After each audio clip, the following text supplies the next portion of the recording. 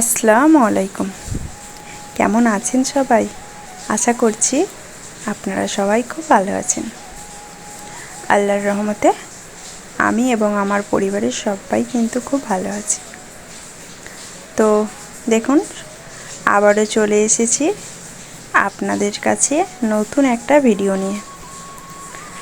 আর আপনারা যারা আমার ভিডিওটা দেখছেন তাদের সবাইকে আমার ভিডিওটা সম্পূর্ণ দেখার জন্য অনেক অনেক অনুরোধ রইল।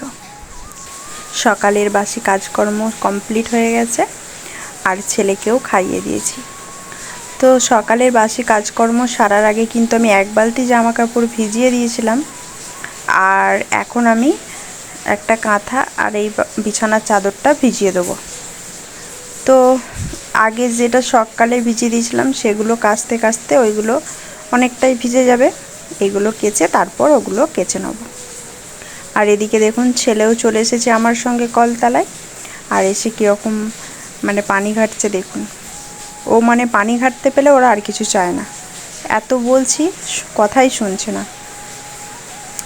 তো ভালো করে একটু কলতলাটা ধুয়ে নিয়ে তারপর কাচতে বসে পড়েছি। আর হাজব্যান্ডও এসেছে টিফিন করতে, তো ওর সঙ্গে একটু কথা বলছিলাম। তো তাড়াতাড়ি করে কেচে নিই, তারপর আবার হাজব্যান্ডকে খেতে দিতে হবে। আর আমরা মেয়েরা এখন বুঝতে পারছি বিয়ের পর যে সংসার কী জিনিস, বিশেষ করে একটা ছেলে হয়ে গেলে তো দায়িত্ব কর্তব্যটা কিন্তু অনেকটাই বেড়ে যায়, তাই না? আগে যখন আমরা বিয়ের আগে যখন আইবুড়ো ছিলাম তখন তো মায়ের উপরে সব কিছু, মা এটা দাও, মা ওটা দাও, মা এটা করে দাও, মা ওটা করে দাও। হ্যাঁ, না খেলে মা খাইয়ে দেওয়া, ঘুমিয়ে পড়লে মা তুলে খাইয়ে দেওয়া, মায়ের তুলে খাওয়ানো। তো এই সমস্ত দায়িত্বগুলো কিন্তু সব কিছু মায়েরা পালন করেছিল। আর এখন কিন্তু আমরা মা হয়েছি, তাই সেই দায়িত্বগুলো এখন আমরা পালন করছি। এটা কিন্তু পরের পর হয়ে আসছে।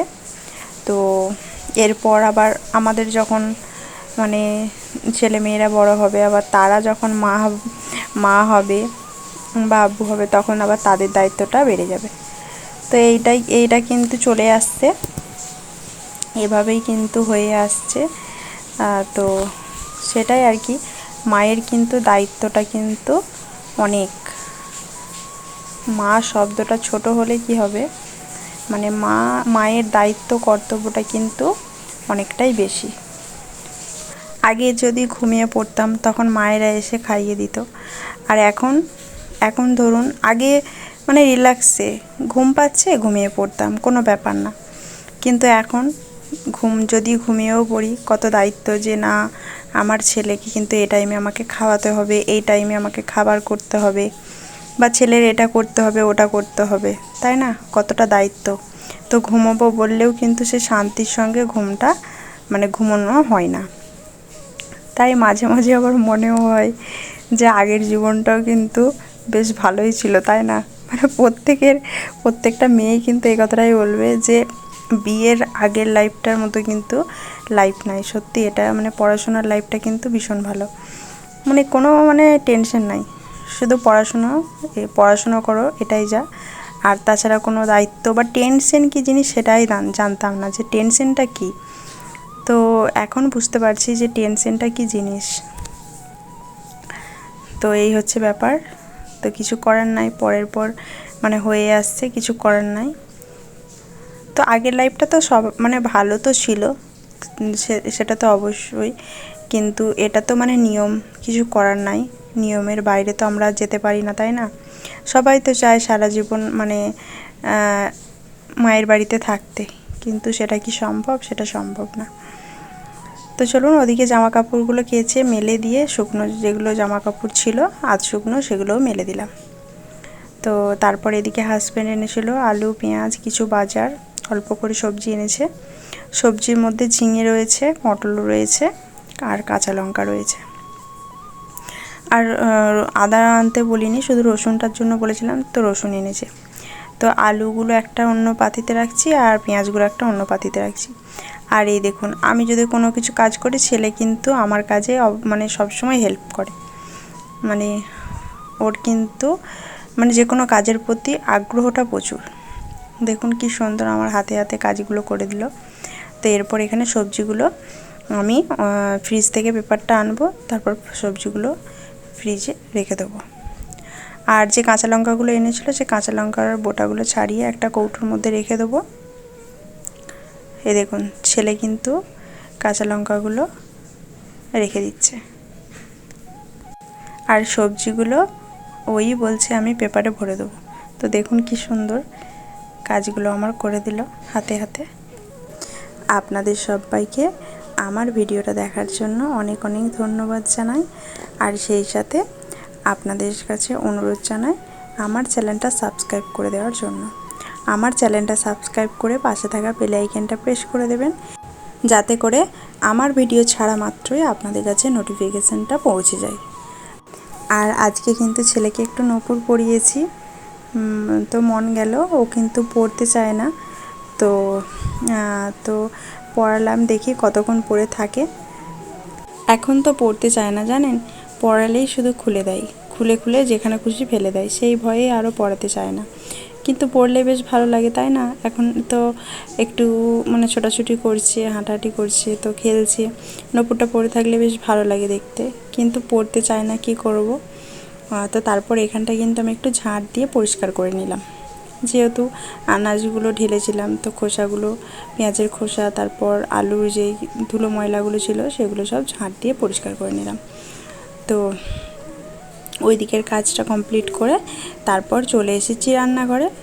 রান্নাঘরে আসার আগে আরেকটা কাজ সেরে নিয়েছি, সেটা হলো কাঁথাটা তো আমি তখন মেলে দিয়ে আসিনি যখন জামা কাপড়গুলো মেলতে গিয়েছিলাম। তো কাঁথার মানে পানিটা ঝরে যাওয়ার পর তারপর আমি কাঁথাটা মেলে দিয়ে চলে এলাম ছাদে। তো এরপর কিন্তু রান্নাবান্নাটা করে নিচ্ছি। আর আজ বেশি কিছু রান্না করছি না, আজ রান্না করছি আলু ভাতে আর কাঁচা মাছের ঝোল আর পটল ভাজা। তো এই করছি আজকে রান্নাবান্না। তো এভাবে করে কিন্তু পেঁয়াজ বেরেস্তাটা করে নিলাম। তো শুকনো লঙ্কা আর গোটা জিরে ফোড়ন দিয়ে পেঁয়াজ বেরেস্তাটা করে নিলাম। এরপর আলুটা এই যে হয়ে গেছে সেদ্ধ, আলুটা মেখে নিচ্ছি। এভাবে কিন্তু একটু গোটা জিরে ফোড়ন দিয়ে মানে এভাবে করে আলুটা মাখলে কিন্তু বেশ ভালো লাগে খেতে।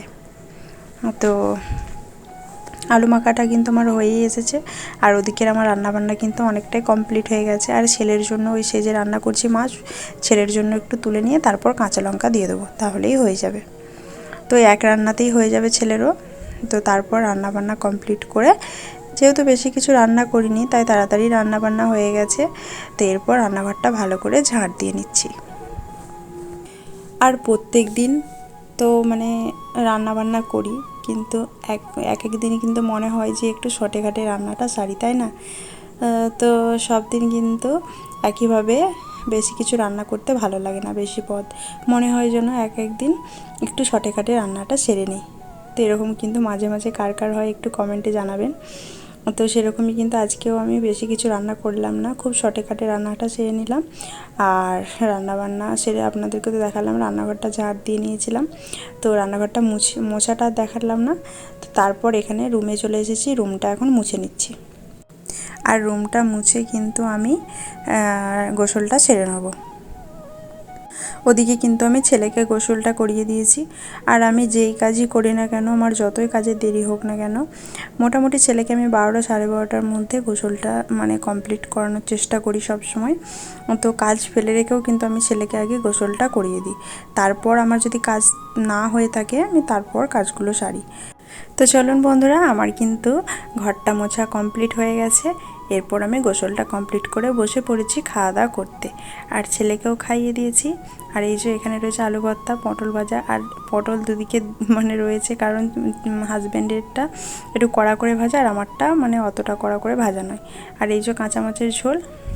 তো আজকের ভিডিওটা এইটুকুই। আপনারা সবাই ভালো থাকবেন, সুস্থ থাকবেন, সবাইকে ভালো রাখবেন। সবাইকে আল্লাহ হাফেজ, আসসালামু আলাইকুম।